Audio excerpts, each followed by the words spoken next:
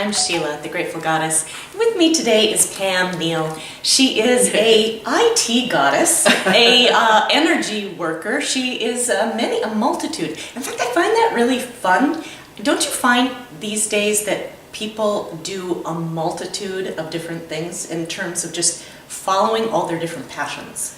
I think what it is it seems like I've had so many different lifetimes, and in this one lifetime, and I've done so many things, and now everything is kind of culminating together, and I'm finding like the technology and the energy healing, people are like, you can do those two things together? I have. Actually, what's really funny is that people often make fun of me because I have technology issues and they think it's something about me, which I agree, it's an energy thing.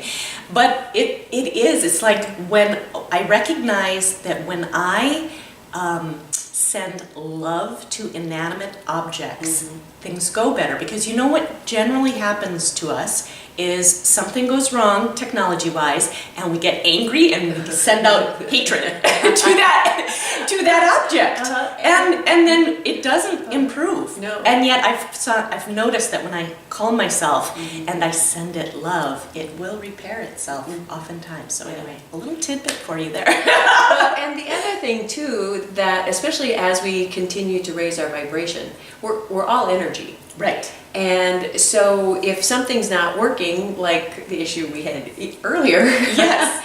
you can ask that the vibration of that object help, bring it up to where you're at. And so I do that with my car, and when if something's not working, it's like, okay, and especially if I've been doing a lot of energy work, it's like, okay, angels or guides or whoever you're working with, help bring my car or my objects up to my vibration level. Yeah. So you can see we could talk about a number of different things. The reason that we wanted to get together and have a conversation is because of this hashtag #MeToo. And it's just really one of those, I think it's a really important topic. And so when I first saw it, I had that discomfort in my body, and I didn't know how to respond exactly, and I recognized how much I ignore the fact that women do have to deal with this. In fact, the first thought that came to me was that I know that my daughter would be a Me Too also, and yet we've never had the conversation just of exactly what, because there's varying degrees. Obviously, I believe every woman on the planet would be a Me Too. It's just how much of a Me Too are you? What's the varying degree of abuse or humiliation or degradation, any of that one has gone through? And so Pam has been through a lot, like on the very high end of it. So do you want to sort of set the stage in terms of what you've been through and how you've healed yourself through that process to be able to stand proudly and not be in an abusive relationship anymore? I always say my imperfect story started at about the age of 14, and I was sexually abused by my dad.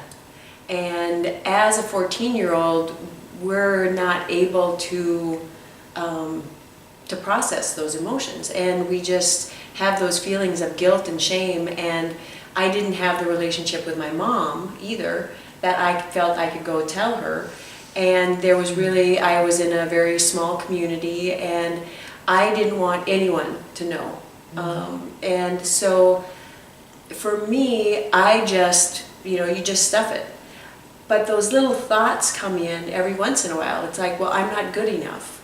Or what would people think if they knew that I was sexually abused? I think went out of my body. Yeah. I have no idea what happened.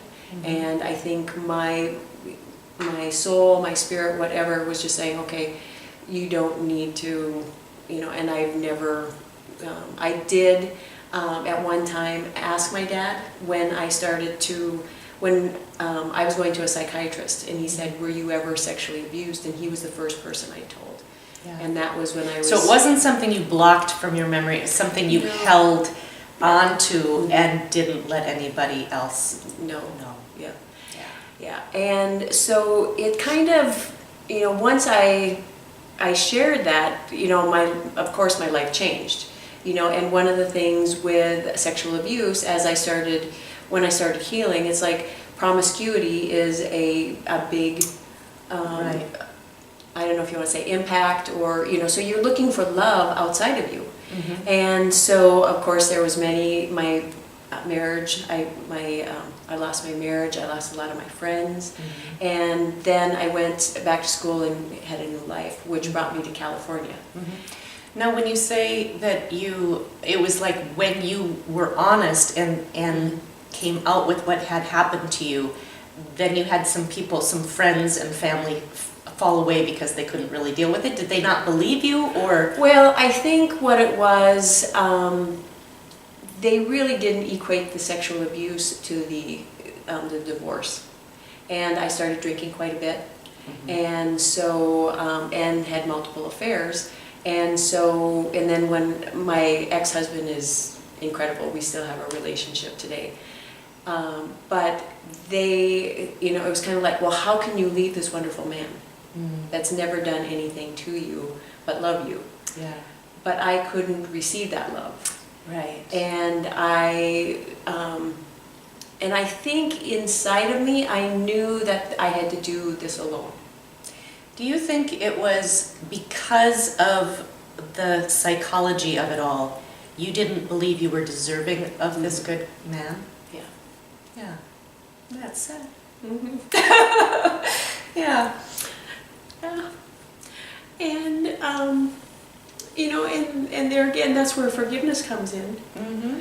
And forgiving myself. Right. And also, as I see that period of my life where I was like, what am I doing? Who am I?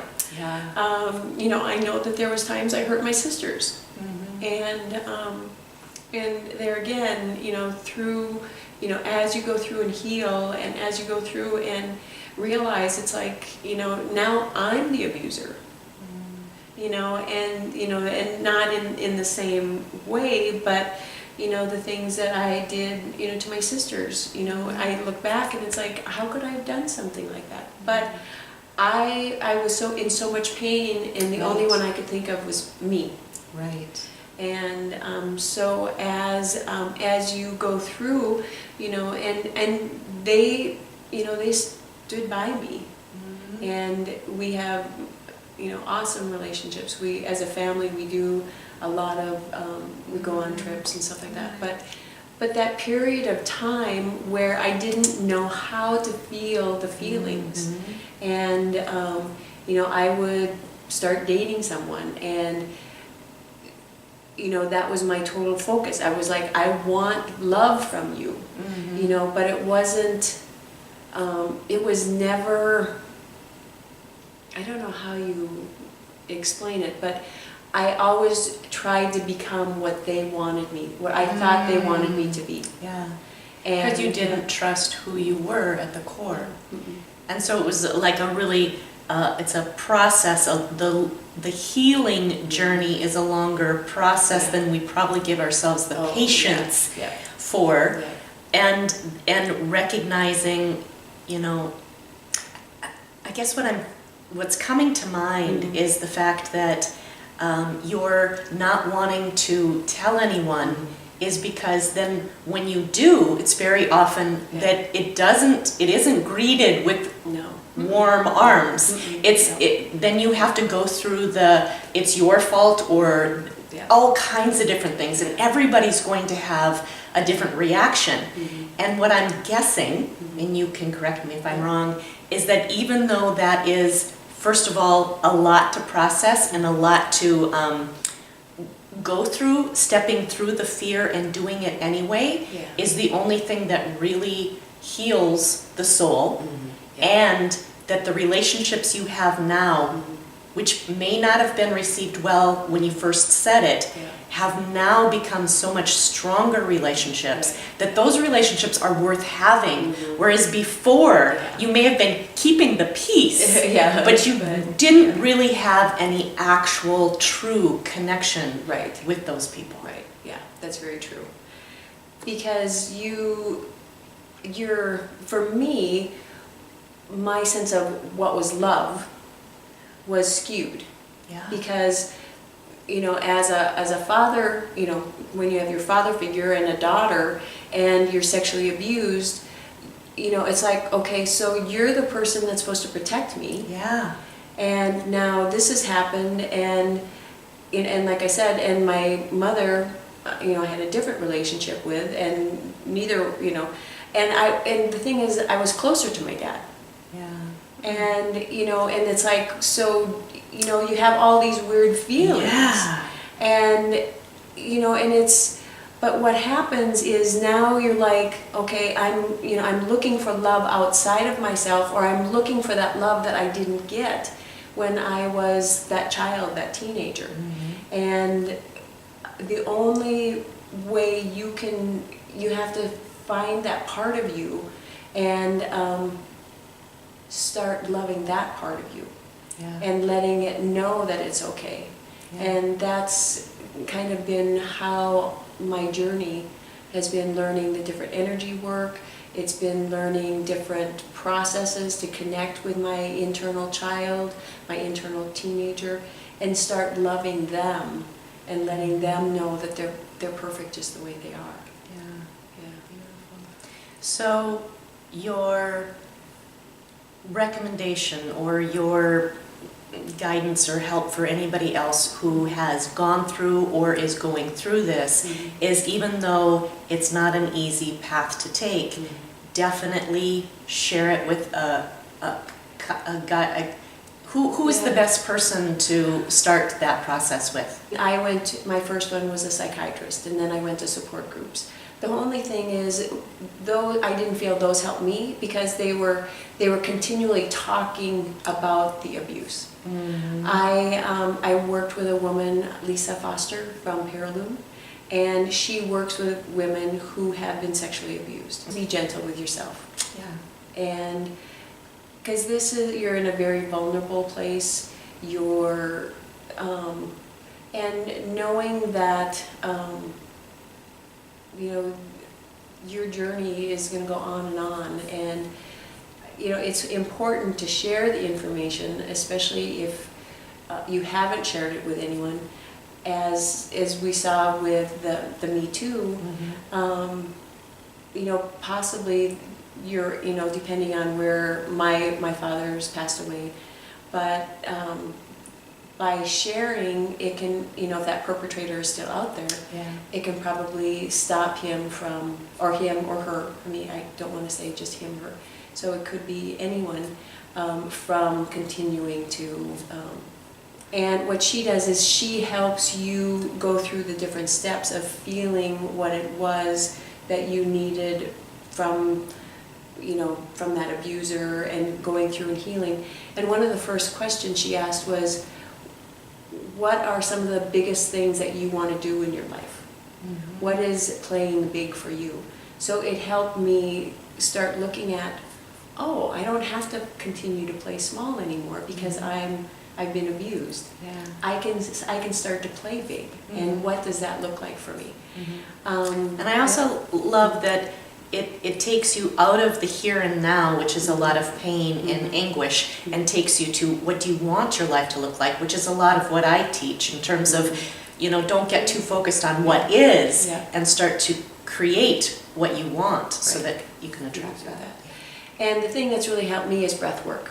Mm-hmm. And when those feelings start coming up, when things when you feel a fear, or you're feeling not good enough, I do a lot of breath work, and it's breathing and expanding, because we as a culture we don't breathe. We sit in front of computers, and so we have we shallow breathe, and then the anxiety and the overwhelm comes up because we're not breathing. Yes. So when we can expand and breathe, and one of my teachers, Zach Rader, he says, breathe from your feet. Mm-hmm. So you feel like you're bringing oxygen into your whole body, and then relax into what it is you're feeling. Yeah. And then the other thing that I do is, when you have those thoughts that I'm not good enough, I'm a failure, I don't It deserve, was my it was my fault. fault. Ask a question. And it's like, is that really true? Yes. And that has helped me a Byron lot. Katie's work, yeah. Yep.